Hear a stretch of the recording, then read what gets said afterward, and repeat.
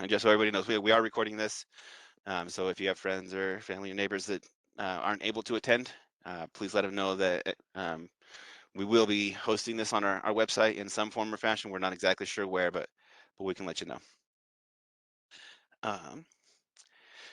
And okay, so back into it. We do have a 1 acre minimum lot size, like I said, because of that requirement. Most of our short-term rentals do that are permitted to operate are operating in our mountain areas. And since we did kind of anticipate that when the first regulations regarding short-term rentals were drafted, we knew that we also needed to include a requirement for compliance with our defensible space, which we do have. We do also require, proof of valid water and sanitation. And this comes because a lot of our properties in the county do, operate off of a well and in an individual septic or on-site wastewater treatment system. And we do want to make sure that you have legal and valid access. A lot of our mountain properties are off of private roads. We need to make sure that our fire districts, in case of emergency, can respond adequately to them. As far as the process goes, we require right now approval from our Board of Adjustment through through a special exception application. Application fee for a special exception is $800 plus a $200 hearing fee. So you're going to spend $1,000 just on getting to our Board of Adjustment. We require, or we will, as staff, we send out notification to all of the adjacent property owners. We make the applicant post a sign on the property, and there is a public hearing. So, staff will give a presentation, the property owner or applicant will give a presentation, and our Board of Adjustment will deliberate. Neighbors and citizens have the opportunity to comment at the hearing as well. And after hearing testimony and presentations, our Board of Adjustment will deliberate and ultimately decide to approve or deny a short-term rental. And it is a majority vote of 4 out of 5 voting members from the Board of Adjustment to be approved. If you do get approved, then your next step would be to then apply for the specific short-term rental permit. That is a $750 application fee. And again, prior to us actually issuing that short-term rental permit, you do need to verify that you've gone through the defensible space, completed it, and that you've provided an emergency contact number to the neighbors that can be contacted 24 hours a day in case anything goes wrong with your short-term rental while you might be away. The initial approval is going to be for 6 months, and then you're going to start that whole hearing process and permitting process over again. So by the time you go to the Board of Adjustment once, and then again 6 months later, you're going to be about $2,900 in permitting fees invested. And again, there's no guarantee that the Board of Adjustment would approve your application. It is very properties and applicant specifically based. So why are we here right now? We have roughly 17 permitted short-term rentals in the county right now. In January of 2018, we, through some research, knew that we had about 500 that were operating, and then up to 700 in 2019, almost 1,000 in March of 2020. And then we saw, a decline over the last 2 years. I think, it's reasonable to suspect that that's probably due to COVID. Not as many people were wanting to list their property, having strangers coming in and out, or and not as many people were wanting to travel in general, and then maybe specifically with short-term rentals.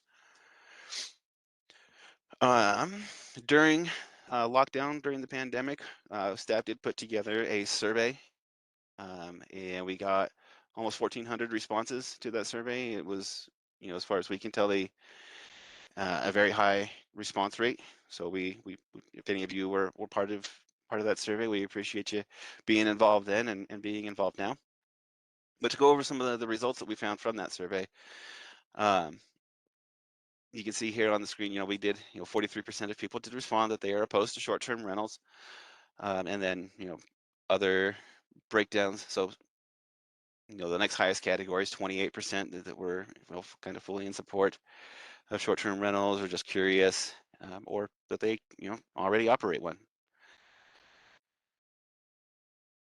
It's pretty evenly split the people who say they do or do not um, know or are aware of a short-term rental operating near them. I think that's consistent with some of the testimony that we hear at these Board of Adjustment hearings, if anybody's been to them. And sorry, but 75% of people did say that they have used a short-term rental, stayed in a short-term rental during their travels. So, and yeah, so another question, it's kind of similar to one of the earlier questions, but just maybe asked in a different way. Well, people's existing feelings about short-term rentals. Again, we had almost 1,400 respondents. So you can kind of see there's almost an even breakdown. People who think that they should be allowed pretty loosely, and people who think, have serious concerns or think that they should be just completely banned throughout the county. The majority of people do think that it is important for the county to know where short-term rentals are operating. It seems to be regardless of whether they are in support or opposed to short-term rentals. I think as a staff, we would say that we agree with this, that we do need a lot of, as much help as we can get, or that knowing that their location is important to us. And possibly one of the ways that we get to knowing where they are located is through permitting them. Finally, or maybe this isn't finally, sorry, I think it's finally, but I'm not, yeah, anyway.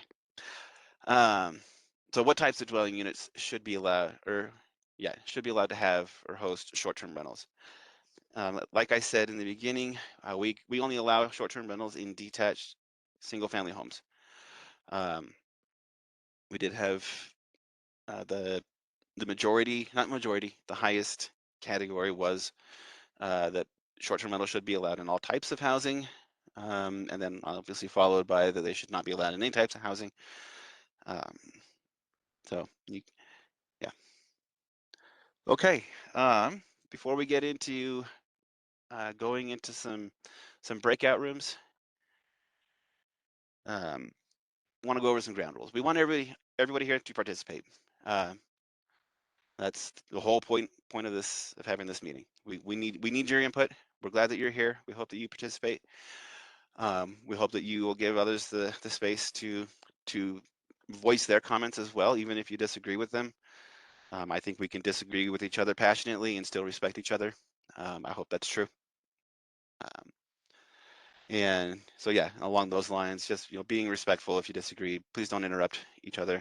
In fact, honestly, you probably won't be able to, because we have to unmute you or allow you to unmute yourself. So,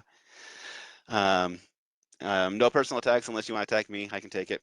I think my coworkers would probably appreciate it. Take me down a notch. We're gonna run a timer, but again, we're up to 41 attendees now. So, but if we break out into 8 rooms, we're only gonna have 5 of you per room. So I think we can let you really speak your mind in these rooms. So that's where we're gonna go from here. During these breakout rooms, we kind of have 3 main questions that we're trying to get after. So what do you think are the characteristics of a well-run short-term rental? Is it that you just don't know it's there? Is it that you know it's there, but the noise and the trash and everything is so well taken care of that, but it's really not an issue, and the parking is all accommodated? And what are the characteristics of a poorly run short-term rental? Is it because it's loud and obnoxious? Are they parking up and down the street, blocking other people's driveways? Anything that I'm not trying to influence what you might think of as a poorly run short-term rental. Whatever you have in your head, please let us know. And then leading out from those 2 questions, what rules should Jefferson County have in place to ensure that we have well-run short-term rentals? So I think at this point, for any of you who maybe don't feel comfortable speaking to a group, if you want, this really is kind of the bulk. If you want to listen in, just listen in. That's fine. That's great. We appreciate you being here. But we do have an email address specifically set up for these short-term rental regulation updates, and you can see it on screen here. It's just str@jeffco.us. So I'm going to go ahead and stop sharing my screen, and I'll look to my teammates here, and I'm going to propose that we do 5 breakout rooms, if that sounds good to people. For those of you in attendance, you'll be able to pick which rooms you want. I believe that you, I believe that you'll be able to select the room that you join to attend. You'll be able to pick which breakout session you want to be in. If you have the ability to see, if you could do your best, please, to like distribute yourselves kind of evenly. That would help us out a lot. And then we'll go from there. So I'm just going to create 5 breakout sessions right now, and let you all assign yourselves. So this might take a minute, and I'm going to apologize and just let everybody know.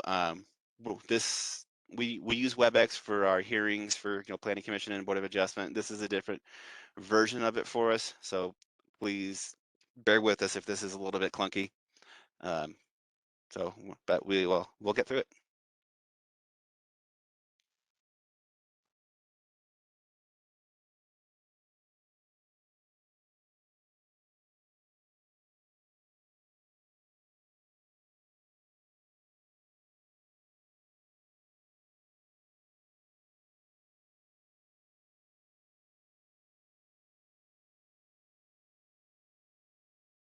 Nick, this is Cassidy. I just want to make one comment about the call-in users.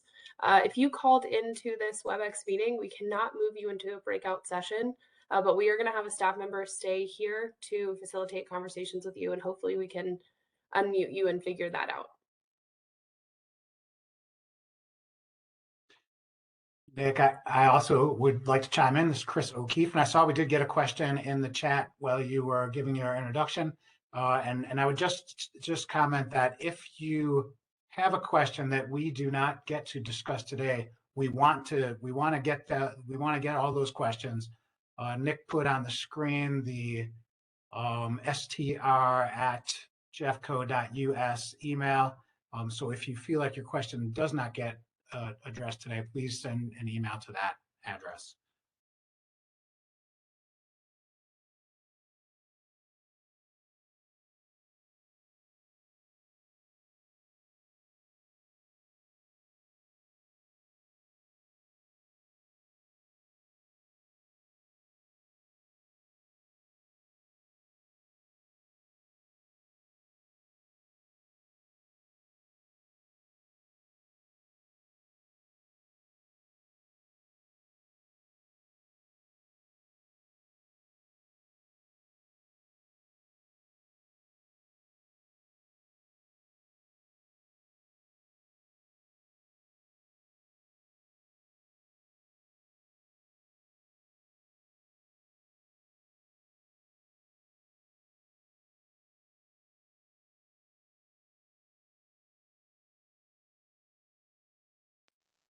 Okay, thanks for bearing with me here. And then just to let everybody on our staff know, I've assigned 2 people per room for the 5 breakout sessions, which does leave 6 more people. You'll just be able to select a room that you can jump into. You can move around and get an idea of the different conversations that are going on. And we're gonna try this out. So thanks everybody for being a part of this, and we're gonna start to break out new rooms now. Like I said, we're gonna have each of the different breakout rooms. I understand that there's a fair number of people that stayed in this kind of main session. So I guess whoever was kind of moderating the discussion for this main session, if you want to give us an overview of types of regulations you all came up with, that'd be great.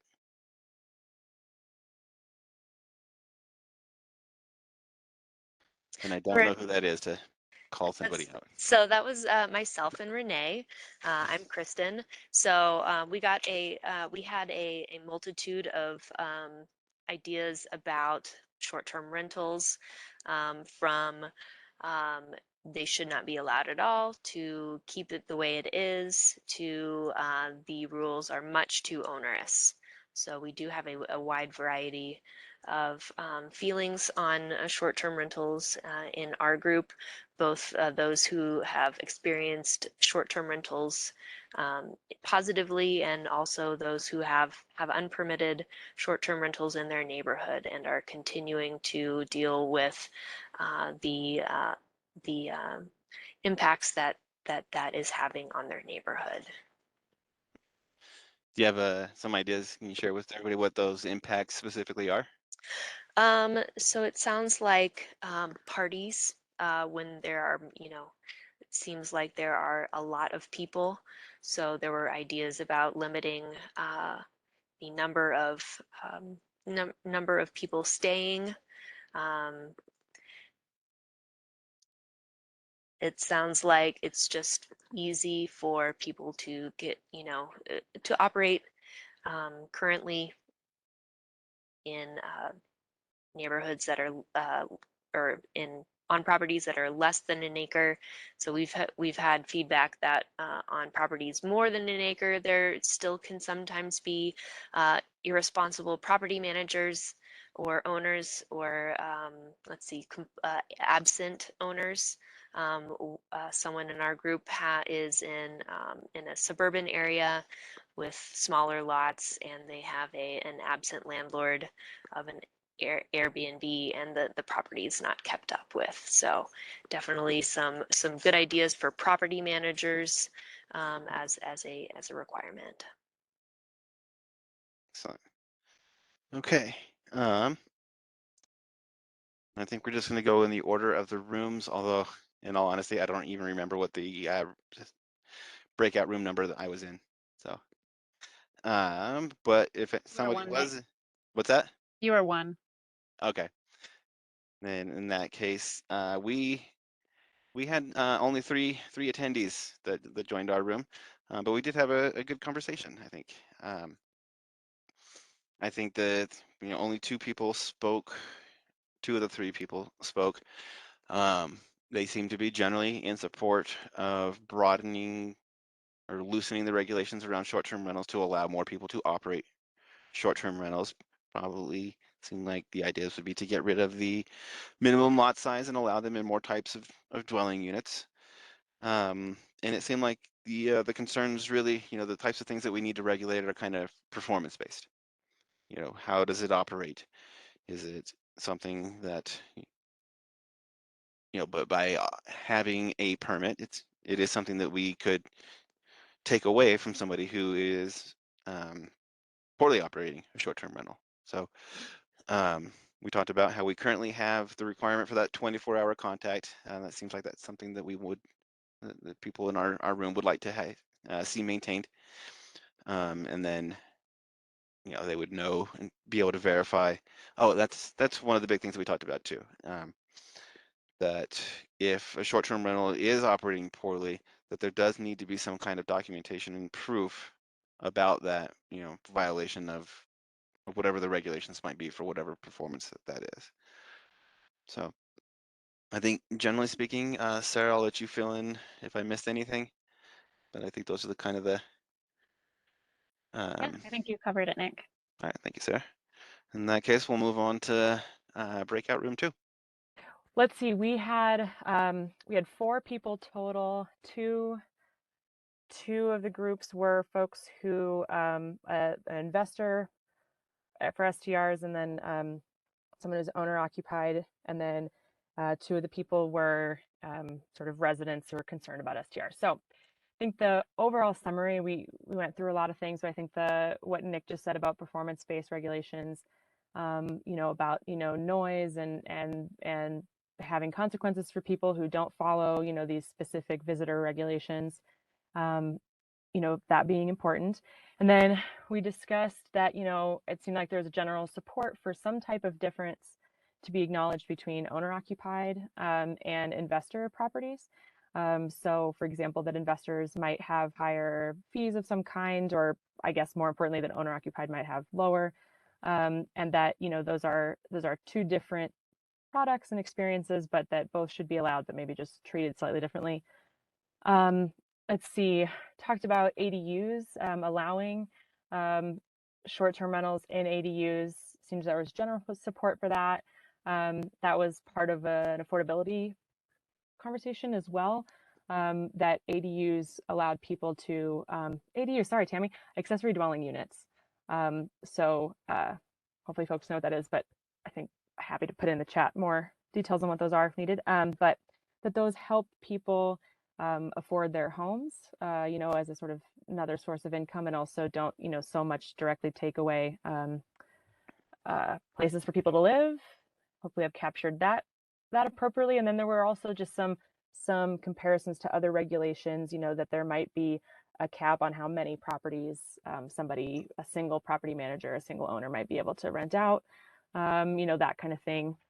I think the last piece I'll share is just that there was, I think, general lack of understanding / would be happy if a couple pieces went away, specifically the 1 acre limit. Not really seeing, I think the consensus was that it's more about who's managing and how than the actual size of the property. And that septic is a mess, I think is sort of just the consensus there, and maybe needs to get an update here. So. Perfect. Thanks, everybody. Now we're going to move on to room 3. That was me and Cassidy. So we talked about factors that make a good Airbnb or STR are that it is clean, they operate like a good neighbor or even better than a neighbor because of the property upkeep that is involved. Bad STRs involve parties, smoking outside, especially in the mountains, for wildfire concerns. And then we talked a little bit about potential regulations. There were some complaints / concerns about how we currently permit STRs, how the BOA criteria is not clear and/or decisions seem arbitrary and can be influenced by neighbors or, angry community members. And we talked about potentially having a cap on how many STRs can exist or how many STRs one person or entity can run, having occupancy limits based on bedroom number and parking availability. What else? I think that's kind of the gist of it. Cassidy, you can chime in if I missed anything. No, I think that was a great summary. All right. Thanks, y'all. Moving on to room 4. Who did we have there? That was me, Heather Gutherless, and Kayla took notes. And we also had Amy Reistroffer. I'm sorry if I'm mispronouncing your last name. And she is in zoning enforcement, so that was very helpful to have her in our room as well. The people that we had in our room, we had 5 people, and then we had 2 people join near the end. So a total of 7 at one point in time. We had people that were near some good short-term rentals and also near some bad short-term rentals, or maybe I should say not bad, but poorly operated short-term rentals. So there were some people who said there was a short-term rental near them and they had gotten all the appropriate permits. They lived on the property next door to the short-term rental, so they were very interested in making sure that the renters were respectful around the other property owners. And it seemed like that was a big topic. Well, one of the topics that we talked about was making sure that somebody was close by to respond to any issues that might come up.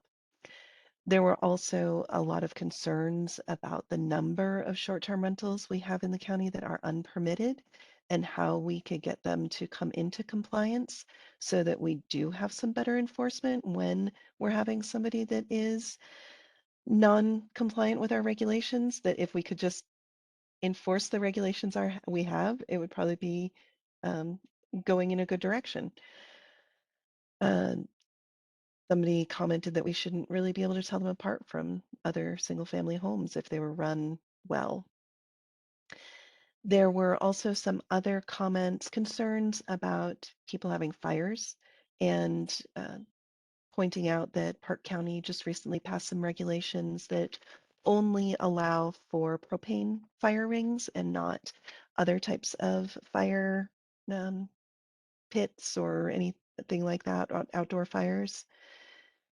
There was also mention of Summit County regulations, and I'm sorry, I'm trying to remember what exactly about Summit County, but we should check out Summit County's regulations.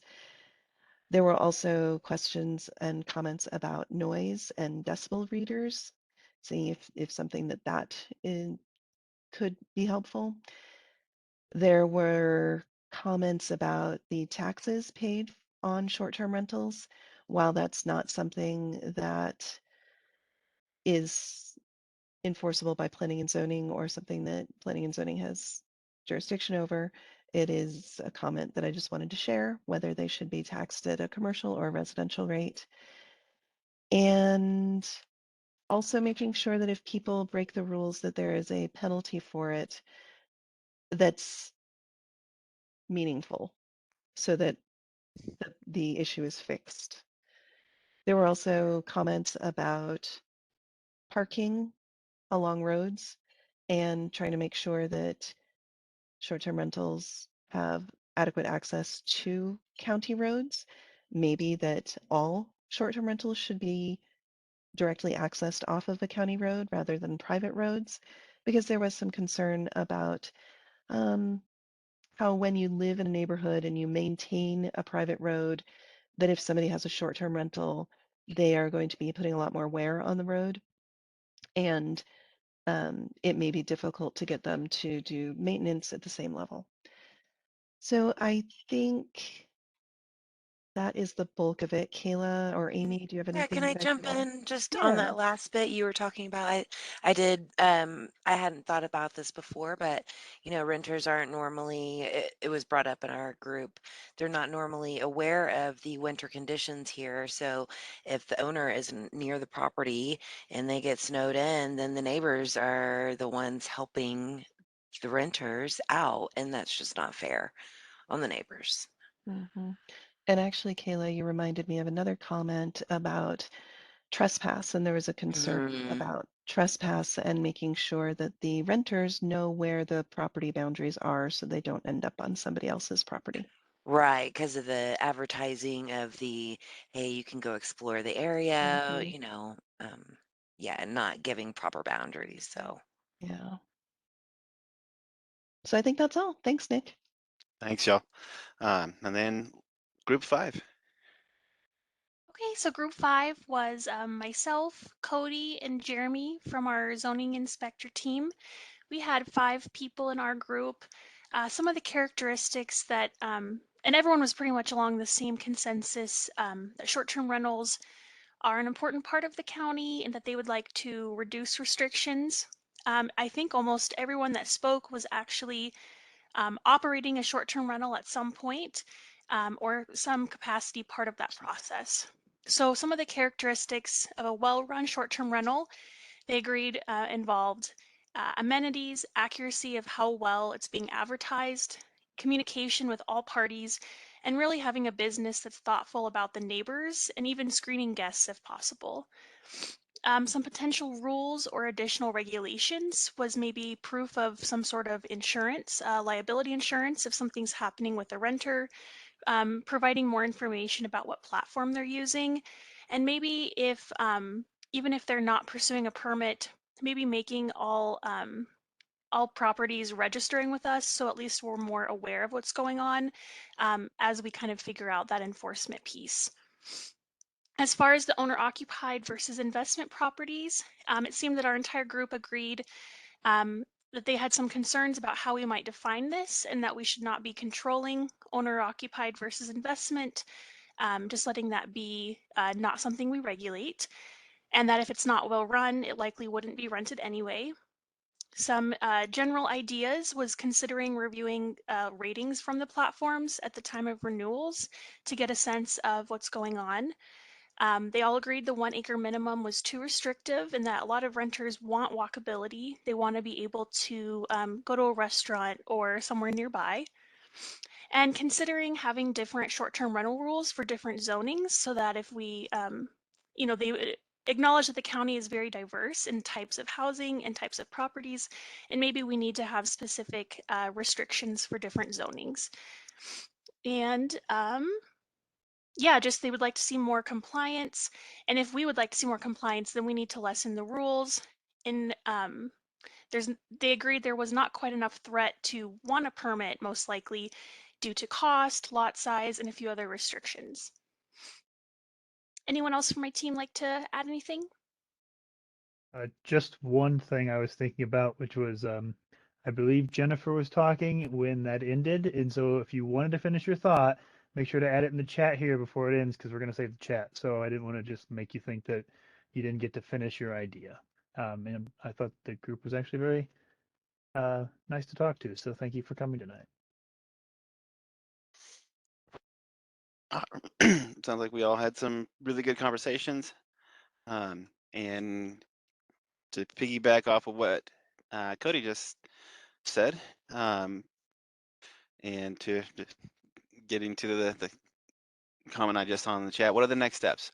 So the next steps are for us to, as a staff, we're going to solicit feedback and input.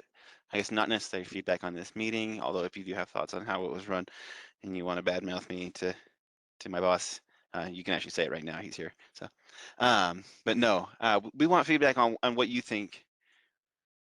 What types of regulations need to be in place for Jefferson County to regulate short-term rentals? We do understand that there are vastly different opinions on what that means to people, and so we are going to be, like I said, soliciting input on that. We're going to receive feedback. At some point, we will be drafting regulations and creating a regulation amendment case for short-term rentals. We will be sending this draft regulation out to all of our referral agencies, HOAs, anybody and everybody that we think has an interest in this, and which includes all of you. We could potentially do some more meetings of the same type. I don't know if, personally, I was expecting a very large turnout. Last I looked, I think there were 38 people in attendance. Was expecting at least 10 times as many as that. So maybe I didn't do as good of a job of advertising as I thought I did. But so yeah, maybe we'll do some more meetings eventually. We will be taking this draft regulation to a couple of hearings. Regulation amendments go before first our planning commission. Our planning commission is a 9-person panel. They are all volunteers, and they make a recommendation on these proposed regulations as they come up. At these hearings, anybody and everybody who wants to will have the opportunity to come and speak for 3 minutes each before the planning commission to give their thoughts on the regulation, the draft regulations, and the planning commission. So at the planning commission, staff will give a presentation on the regulations, and then followed by public input, and then the planning commission themselves, they will deliberate and make any changes that they feel are necessary and make a recommendation for approving or denying the proposed regulations. Typically, in a typical schedule, 20 days later, we would have a hearing before our Board of County Commissioners. Those are our elected officials. And it would be the same format. Everybody and anybody that wants to come and speak before the Board of County Commissioners can do so. Staff will give a presentation, and only our Board of County Commissioners can adopt updated regulations. So they will either approve the regulations, deny the regulations, modify and approve the regulations, whatever they seem fit. So that is really all I have. Again, if you have specific comments, regulations that you think need to be, or considerations that you think need to be incorporated into these regulations, we want to hear from you. Best way to do that is to email us at this str@jeffco.us. It's an email address. We will add your comments to the case file, and then you can just monitor our, we're going to do, the same way that any of you have heard about this meeting. We're going to do that, and maybe more advertising for updates on these regulations going forward. So that's kind of all we have for you. Again, I appreciate first everybody on our staff that is here tonight. This is just so everybody knows, these are all people who are just volunteering their time. We don't get overtime for doing these, and so personally I really appreciate all of them being here. They're my heroes, but and also, just as much, if not more, to all of you citizens who have taken time out of your night to come and be here with us. This is amazing. We're getting, this is just the first part of this, so yeah, we'll keep in touch. We're going to keep this going. We're going to keep hopefully open communication. Hopefully all the conversations that we all have are respectful, even when we disagree, and that's what we want to do. So yeah, thanks everybody, and if you have questions and comments, please reach out to us through that str@jeffco email address. And I'm going to say thank you and good night.